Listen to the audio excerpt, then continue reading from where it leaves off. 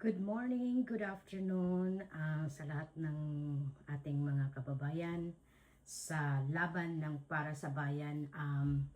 Ako po'y nananawagan sa lahat ng mga Duterte supporters dito sa British Columbia. Even if you're not here in British Columbia, kung makapag-travel kayo dito sa Vancouver, gaganapin po, mayroon po kaming peaceful gathering para po sa suporta sa ating mahal na bayan Pilipinas.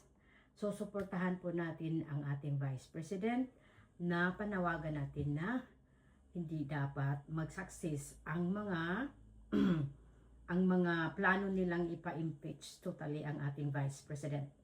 At saka ipagdasal po natin, ang rallying ito is to support our Vice President and to support the new leadership of our President Senate Alan Peter Cayetano and to the 13 senators na ngayon ay nagiging majority na.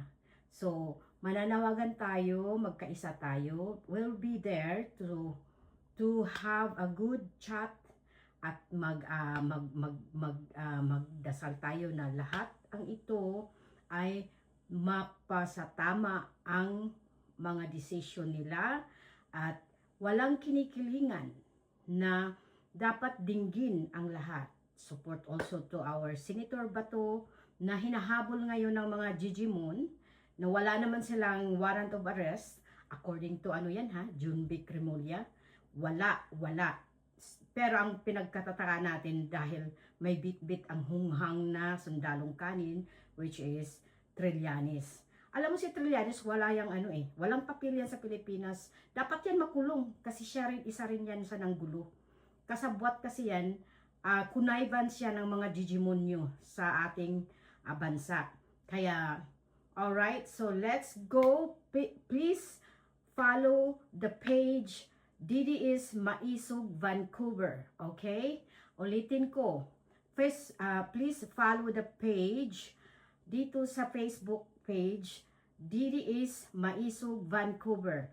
Doon i-update namin kayo kung sa anong location, kung saan tayo magkita-kita sa ating peaceful rally to support our Vice President Inday Sara and to support the new Senate President Alan Peter Cayetano and the 13 senators.